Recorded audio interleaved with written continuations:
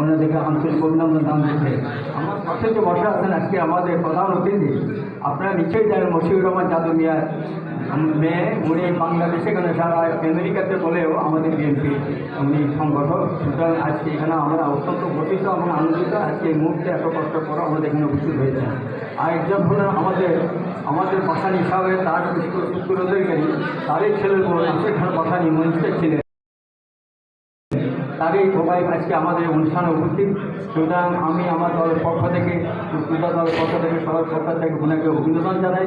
আপনারা নিশ্চয়ই ওনাদেরকে আমি করছি। উনি তো আমার পাশে বসা আছেন, যেটা আমার আঙ্কেল, আর হলো আমার যে দাঁড়ান ওই যে ফাতিমা বাসানি সাহেবের ছেলে বউ, ওনার সাহেব মিনিস্টার ছিলেন নাসির সাহেব বাসানি, একমাত্র ছেলে ওনারও ভাই।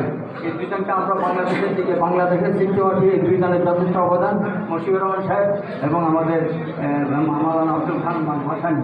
সুতরাং এই দুই দলের উত্তরাধিকারীরা আজকে আমাদের এখানে অনুষ্ঠানে উপস্থিত, সেই জন্য আমরা অত্যন্ত নিজকে ধন্য মনে করছি। এই জন্য পরিষেবার জন্য আমি সম্মান দেওয়ার জন্য আজকে ব্রেকআপ করলাম। সবাইকে ধন্যবাদ।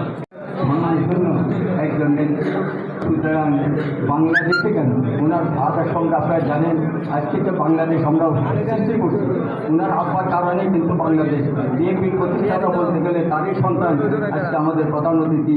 সেই জন্য আমরা সবার পক্ষ থেকে আমি আন্তরিক ধন্যবাদ জ্ঞাপন করছি।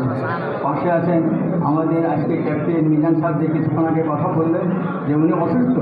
আমি তাকে রিকোয়েস্ট করছি কোথায় উত্তর, শুধু উত্তরা থেকে আজকে এখানে উপস্থিত হয়েছেন। সেই জন্য আমি আমাদের সবার পক্ষ থেকে ওনাকে রক্তি অভিনন্দন জানাচ্ছি।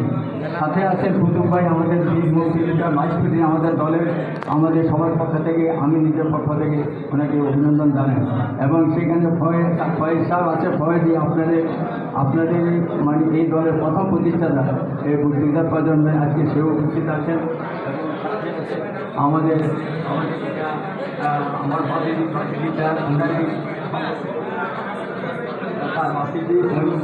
আমাদের পাশে আজকে যারা আসছেন আমাদের এই সভাকে সাফল্যমণ্ডিত করছেন, সেই জন্য আমাদের সবাইকে ধন্যবাদ জানাচ্ছি। এবং আমাদের কিছুক্ষণের মধ্যে ইচ্ছা শুরু হবে, সময় অত্যন্ত কম এবং মুক্তিযোদ্ধা দল এবং মুক্তিযোদ্ধা প্রজন্ম এটি এলোমেলো অবস্থা আছে, যেটা আমাদের মিজান ভাই বললেন।